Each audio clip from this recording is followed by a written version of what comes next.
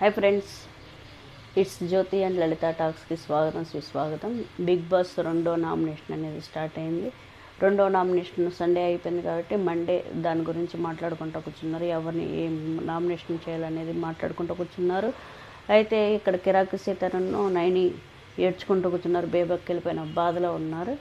బాధలో ఉన్నాక వాళ్ళిద్దరు కూడా సేమ్ టాపిక్ ఏంటంటే గ్రూపిజం స్టార్ట్ అయింది అన్న మాట్లాడారు. అదే రాత్రి మళ్ళా కిరాకు సీతాను ఆదిత్య ఓం వాళ్ళిద్దరు కూడా మాట్లాడుకుంటున్నారు. ఇప్పుడు గేమ్ ఏంటనేది నేను చూపిస్తానని ఆదిత్య ఓం అంటున్నాడు. ఆల్రెడీ గ్రూపిజం స్టార్ట్ అయిందని కూడా ఆదిత్య ఓం ఒక ఆయన మాట్లాడాడు. ఇంకోటి మరి మణికంఠను నబీలు వీళ్ళు కూడా మాట్లాడుకుంటూ స్టార్ట్ చేశారు గ్రూపిజం స్టార్ట్ అయిందని. అదంతా ఒక ఎత్తు అయితే మరి వాళ్ళందరూ మాట్లాడుకుంటూ ఉంటే మరి రాత్రిపూటలో కూర్చుని సండే నైట్ వీళ్ళందరూ కూర్చుని చక్క చిల్లవుకుంటా మరి నిఖిల్, నవీను, పృథ్వీ, సోని వీళ్ళందరూ ఒక గ్రూపిజం అనమాట.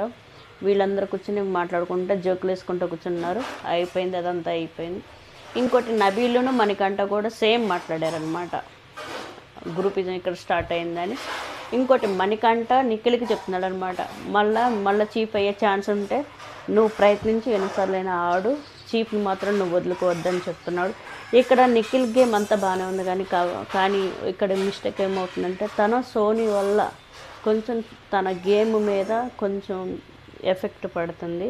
అంతేగాని నిఖిల్ అయితే అన్నిట్లో కూడా పర్ఫెక్ట్ ఉన్నాడు. ఇంకోటి ఏంటంటే బేబక్కి వెళ్ళిపోయిన బాధలో కూడా ఉన్నాడు, అదొకటి.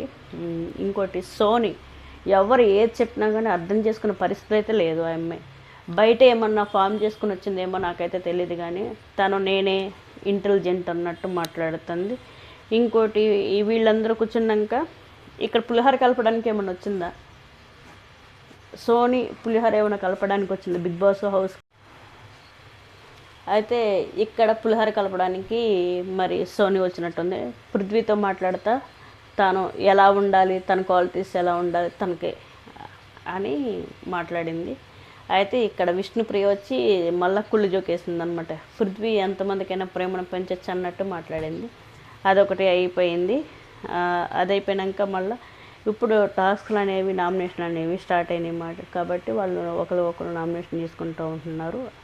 అదంతా ఒక ఎత్తు అయితే ఇక్కడ ఎక్కువ ఈరోజు టార్గెట్ చేసింది ఏంటంటే ఆదిత్య ఓంని ఎక్కువ టార్గెట్ చేశారు.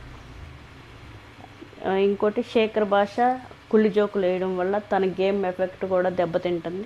తనకి ఆదిత్య ఓంకి నచ్చట్లేదు. నవీన్ అంటున్నాడు ఆదిత్య ఎక్కడ గేమ్లో కనిపించట్లేదని మాట్లాడుతున్నాడు. నాకైతే నవీన్ ఎక్కడ గేమ్లో అయితే కనిపించట్లేదు.